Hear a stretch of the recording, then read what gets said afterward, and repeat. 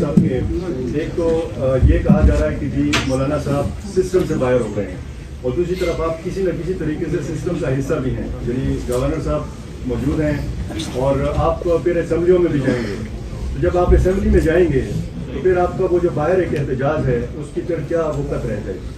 2018 میں بھی ایسا ہی تھا جی، ہم اسمبلی میں بھی تھے اور ہم نے کہا کہ غلط ہے، مسلم لیگ بھی اسمبلی میں تھی اور کہتی تھی کہ غلط ہے، پیپلز پارٹی بھی اسمبلی میں تھی اور کہتے تھے کہ دھاندلی ہوئی ہے، شرپا خان بھی اسمبلی میں تھے کوئی یہاں صوبائی میں، لیکن انہوں نے کہا کہ غلط ہوا ہے۔ تو تمام پارٹیوں کا ایک ہی موقف تھا، آج کیوں موقف تبدیل ہو گیا ہے، یہی تو ہمارا سوال ہے۔ تقریباً یہی مینڈیٹ سب کو ملا ہے، تو اس وقت کیوں دھاندلی تھی اور آج کیوں وہ دھاندلی نہیں ہے؟ ہم نے اپنا تسلسل برقرار رکھا ہوا ہے۔ مولانا صاحب یہ کہا جا رہا ہے کہ جو سیاستدان ہے اس پر تنقید آج کل زیادہ ہو رہی ہے، تو وہ اسٹیبلشمنٹ کی جانب دیکھ کے فیصلے کرتے ہیں، کہ وہ کہتے ہیں کہ بس مجھے کچھ دے دے گا، تو کیا آئندہ کے لیے JUI یا دیگر پارٹیاں اس کی طرف نہیں؟ بالکل آپ کی بات صحیح ہے، جب نہیں ملے تو احتجاج کرتے ہیں۔ جی بالکل صحیح ہے آپ کی بات۔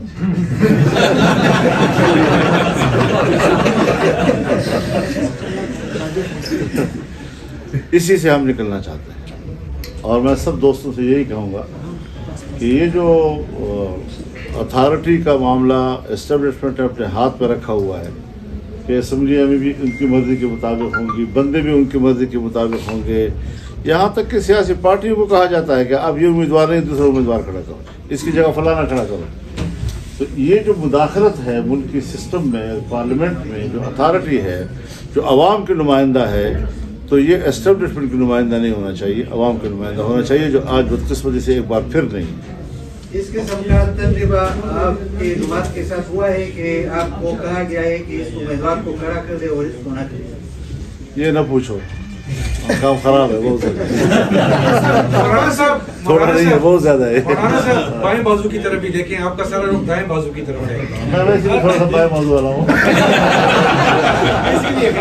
مولانا صاحب اس میں دو قسم کی رائے ہے، ایک رائے تو یہ ہے کہ شاید آپ اس مرتبہ، حالانکہ آپ ایک بڑے سلجھے ہوئے منجھے ہوئے سیاستدان کے طور پر آپ کی، میں بھی سلجھا ہوا منجھا ہوا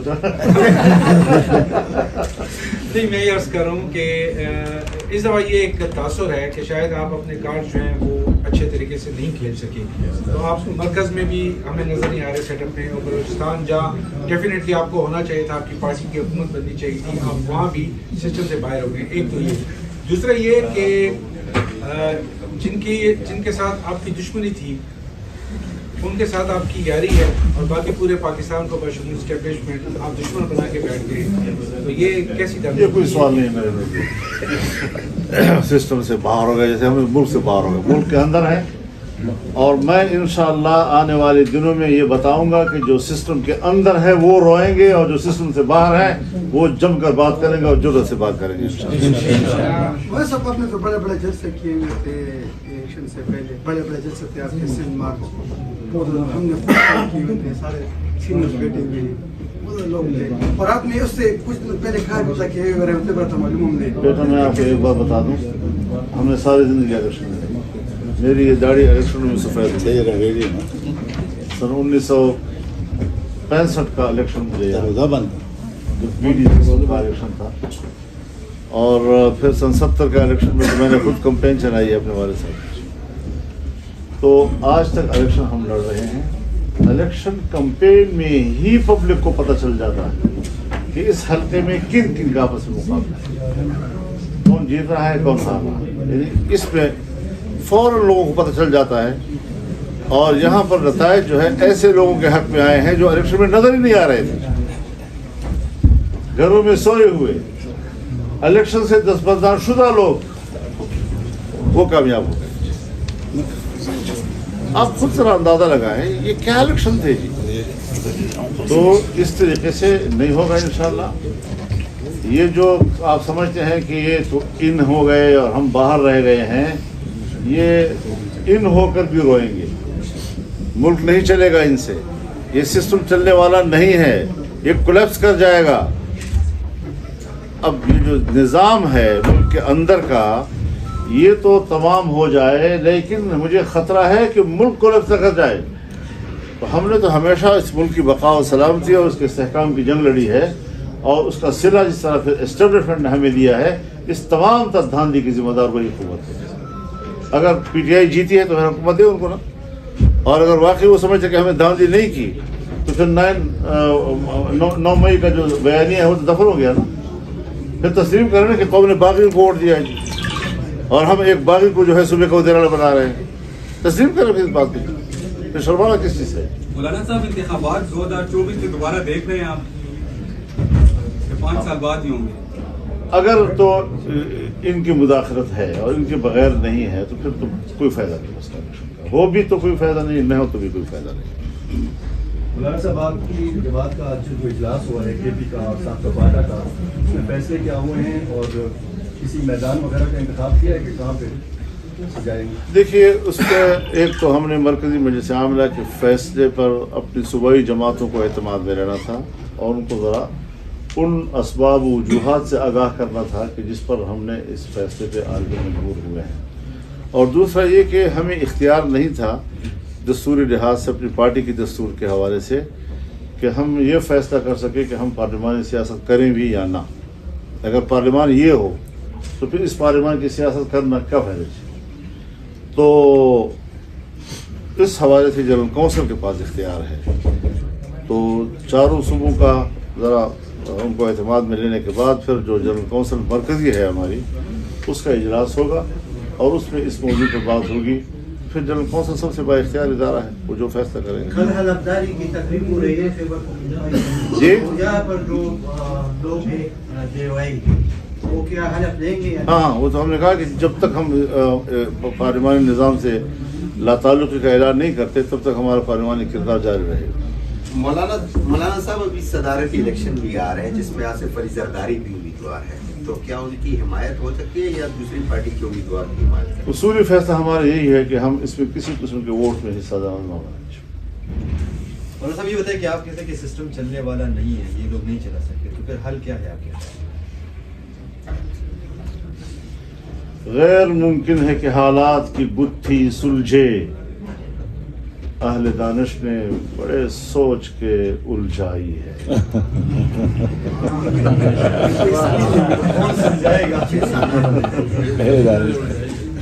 مولانا صاحب ایک خط لکھا گیا ہے IMF کو پی ٹی آئی کی جانب سے، اس پر تنقید کی جا رہی ہے، آپ اس کو کس نظر سے دیکھیں؟ دیکھیے میں نظریاتی آدمی ہوں، میں IMF کو اتنا انوالو کرنا، ویسے بھی ان کے رویے ہمارے ساتھ اچھے نہیں ہیں، کچھ اقتصادی طور پر ہم اتنے کمزور ہوئے ہیں ماضی میں کہ وہاں پر بھی ہمارے لیے بہت سی مشکلات ہوتی ہیں، بہت سخت شرائط پر وہ ہم سے بات کرتے ہیں، تو اس حوالے سے ہر چند کی یہ مسئلہ ہے۔ اب جس وقت ہم نے کہا تھا کہ وہ اسمبلی غلط ہے، وہاں پر تو IMF جو ہے اس کے ہاتھ سب کچھ بیچا گیا، ہمارا اسٹیٹ بینک ان کے حوالے کیا گیا، بڑے بڑے اثاثے ان کے حوالے کیے گئے۔ میرے خیال میں ہمیں کسی باہر کے اداروں کو اس حد تک مداخلت کے لیے دعوت نہیں دینی چاہیے۔ مولانا صاحب اگر احتجاج آپ کی طرف سے ہو تو پھر پی ٹی آئی کے ساتھ اکٹھے احتجاج کر سکتے ہیں یا دوسری جماعت؟ ایک بات ذہن میں رکھیں جی کہ آپ لوگ خاص طور پر جو ہماری صحافتی دنیا ہے، اگر کہیں پر کوئی آدمی ایک پہلا قدم اٹھاتا ہے تو آپ فوراً اس کو منزل پہ پہنچا دیتے ہیں، حالانکہ منزل میں ابھی کوسوں سفر ہوتا ہے۔ وہ ضرور تشریف لائے ہیں، ہم نے ان کو خیر مقدم کیا، مہمان کی عزت ہمارا کلچر ہے، ہماری تہذیب و تمدن کا حصہ ہے، لیکن ظاہر ہے کہ اختلافات بھی ہیں، ہمارے تحفظات بھی ہیں ان کے حوالے سے، ان کے نظریات، ان کے ایجنڈے کے حوالے سے، اور ان کے اور ہمارے درمیان کوئی ایک دیوار حائل نہیں ہے بلکہ پہاڑ حائل ہے۔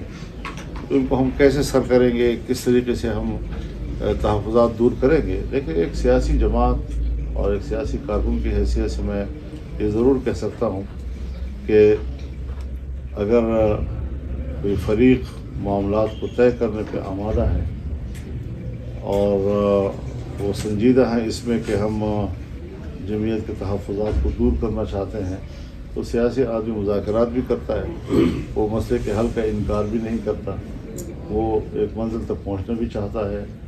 ہم کوئی بندوق کی سیاست تو نہیں کر رہے، ہم تو دلیل کی سیاست کرتے ہیں، اور اگر ہمیں کوئی مطمئن کر سکتا ہے تو ہم اس میں رکاوٹ بھی نہیں ہے، لیکن ابھی اس میں مرحلہ بہت باقی ہے۔ فوری طور پر یہ شاید ہم نہ کہہ سکیں کہ ہمارے معاملات طے ہو گئے ہیں، ہاں کچھ اس کو ہم ایک اچھی شروعات کہہ سکتے ہیں۔ مولانا صاحب یہ فرمائے کہ ایک تو آپ نے جیسے فرمایا کہ اجلاس تھا، اور ایک اس میں جو پارلیمانی سیاست ہے اس پہ نظر ثانی بھی ایک نقطوں میں نقطہ شامل تھا۔ یہ آج کا جو اجلاس تھا اس میں عمومی رائے، عمومی تاثر کیا پایا گیا؟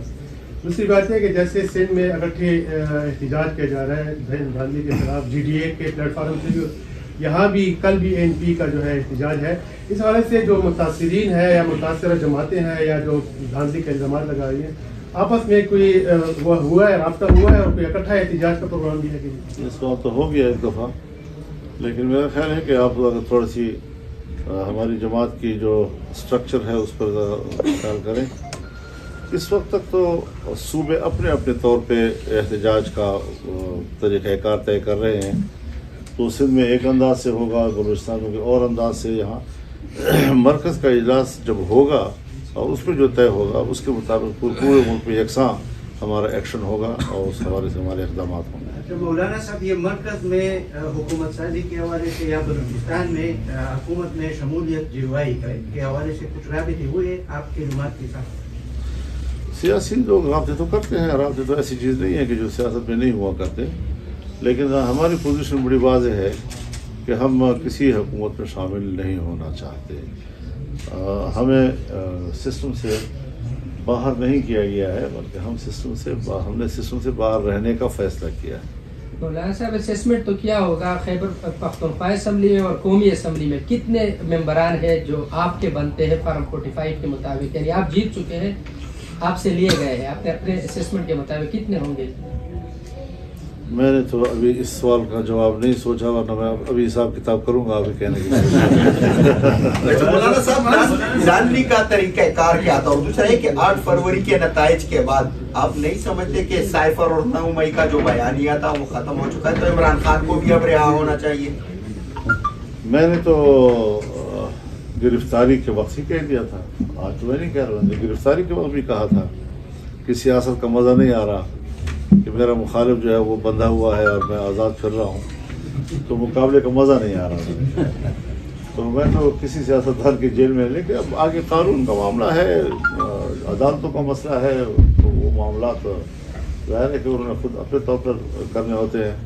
جہاں میرے سیاسی سوچ کے حوالے سے بات ہے، قطع نظر اس کے کیسز کی نوعیت کیا ہے، میں کسی سیاستدان کی قید میں رہنے کا، ہم خود قید گزار چکے ہیں، کئی سال تک ہم جیلوں میں رہے ہیں، جیل میں آتے جاتے رہے ہیں، تو یہ سیاسی لوگ جیل میں جاتے ہیں، کوئی ایسا مسئلہ نہیں ہے، لیکن یہ نوعیت کیا ہے کیسز کی، کیوں جیل میں ہے، یہ اپنی جگہ پر ہے۔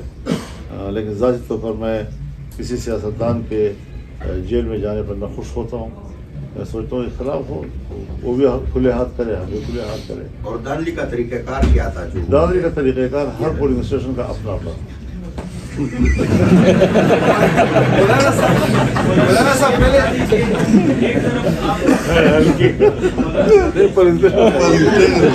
مولانا صاحب پہلے آپ جلسے میں ایک بات کیا کرتے تھے کہ کچھ لوگ آپ کے پاس پین لے کے آئے، لیکن آپ نے ان کی بات نہیں مانی، پھر آپ کو تنہا کر دیا 18 کے انتخابات میں، اب 24 میں آپ کو پھر سے تنہا کر دیا، بعد کانفرنس جماعت کی سائڈ پہ کر دی گئی۔ پلین وہی والا ابھی بھی چل رہا ہے کہ نہیں؟ سر اس میں ایک سوال ہے، بیک والا پلین چل رہا ہے کہ اس میں کچھ چینج ہوا ہے؟ گڑبڑ میں آپ کو سیکیورٹی تھریٹ تھے، ٹھیک ہے، ابھی جماعت سے حملے بھی ہوئے تھے، وہ تو پھر داعش نے مان لیا تھا کہ ہم کر رہے ہیں، پھر ڈی خان میں آپ پر نامعلوم افراد کی جانب سے فائرنگ ہوتی رہی آپ نے طرف سے، کیا اس سے ہم یہ تاثر لے سکتے ہیں کہ جان بوجھ کے یہ لوگ یہ کرتے رہے کہ آپ حکومت میں نہ سکیں؟ اور طرفہ تماشا یہ ہے کہ الیکشن جب گزر گیا اس کے بعد کوئی تھریٹ نہیں، تو یہ سارا آپ خود اندازہ لگائیں کہ کس طریقے کو اپنایا گیا، کہاں پر کیسے طریقے اپنائے گئے، کہ ہمیں گھر سے باہر نکلنے کی اجازت نہیں ہے، جس کو کامیاب کرانا ہے ان کے ساتھ گاڑیاں رکھ کر وہ علاقوں میں جاتے ہیں کہ جہاں آدمی سوچ بھی نہیں سکتا، تو ان کو پبلک سے ملنے کے مواقع مہیا کیے جا رہے ہیں، ان کو سہولتیں مہیا کی جا رہی ہیں، ہمیں کہا جا رہا ہے کہ آپ نے پبلک میں نہیں جانا، آپ کے لیے خطرہ ہے، گئے تو پھر ہم اس کے ذمہ دار نہیں ہوں گے۔ تو اس قسم کی چیزیں جو ہے یہ سارے وہی حربے ہوتے ہیں کہ آپ کو کس طریقے سے ناکام بنایا جاتا ہے اور کس طریقے سے آپ کے خلاف اتھارٹیز کو استعمال کیا جاتا ہے. یہ وہی چیزیں ہیں. مولانا صاحب یہ ایک سوال کا جواب دیں کہ جیسا کہ آپ نے فرمایا کہ ہم ہر قسم کے انتخابات سے تعلق رہیں گے جو پارلیمنٹ میں ہو رہے ہیں. خیبر پختونخوا میں کل اسمبلی کا اجلاس ہے تو جو اپوزیشن کی سائڈ کی جماعتیں ہیں ان سے بھی آپ تعلق رہیں گے. اپوزیشن لیڈر کے الیکشن میں بھی حصہ نہیں لیں گے, وہ وزارت حالت کے اس میں بھی نہیں رہیں گے. اس قسم کے جی ایسے ہی. میں ایک بات اور بھی آپ سے عرض کر دینا چاہتا ہوں. میں نے ابھی دوستوں سے بھی کہا کہ مسئلہ کیا ہے, یعنی ہم کس کے لیے پرابلم ہے. یہ تو ہم تسلیم نہیں کرتے کہ ہمیں پبلک نے مسترد کیا ہے. ہمیں اپنے حجم کا بھی پتہ ہے.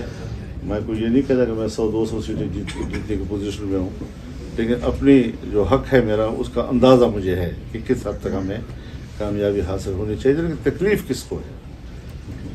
اگر ہم اسلام کی بات کرتے ہیں, اسلامائزیشن کی بات کرتے ہیں, اسلامی قانون سازی کی بات کرتے ہیں, تو یہ کس کے لیے پرابلم ہے؟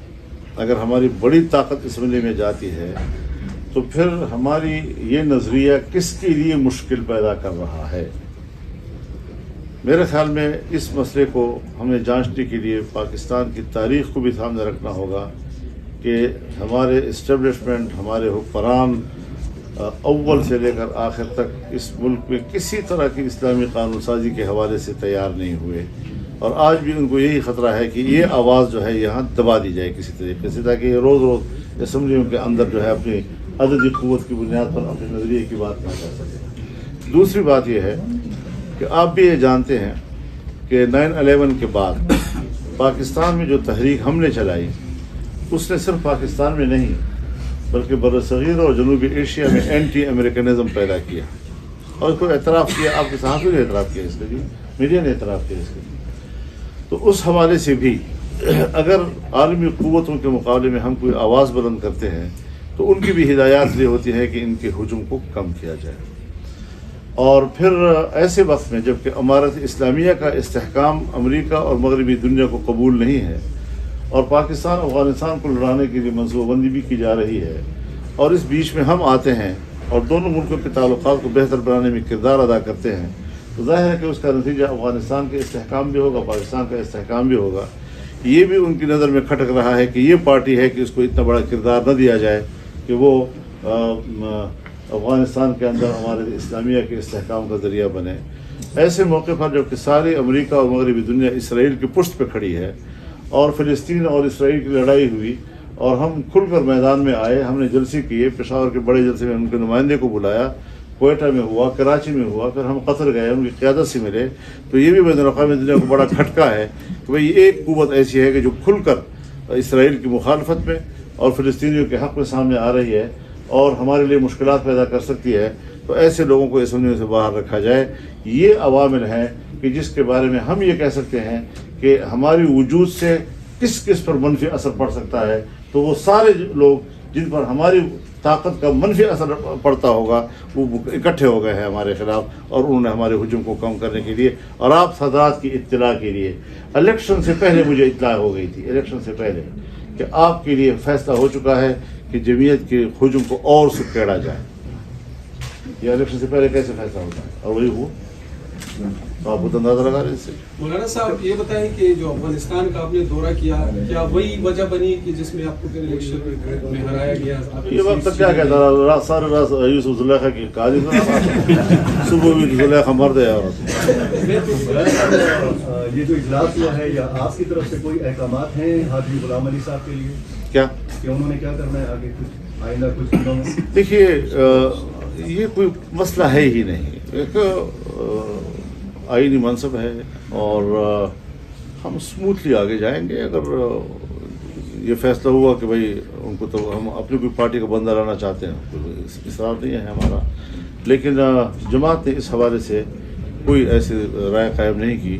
نہ ہم اس کو کوئی سیاسی منصب سمجھتے ہیں کہ احتجاج مستعفی ہو جائیں. ایک ریاستی منصب ہے, آئینی منصب ہے, اور ہم اسموتھلی سمجھتے ہیں کہ اس پر ہم کوئی سیاست نہ کرے تو اچھا ہے. مولانا صاحب آپ نے جو باتیں کی ہیں تو ان کے جو مطلب बैरूनी अवामिल हैं इसमें, तो फिर तो PTI और आपका जो नारा है गुलामी ना मंजूर वाला, ये मतलब मुश्तरका एक नारा है, तो इन नुकात पे कोई इत्तेहाद हो सकता है? ये सवाल ऐसा है कि इस दावे को पहले हम तस्लीम करते हैं या नहीं करते, पहले सवाल तो ये है। शुक्रिया जी, बहुत शुक्रिया।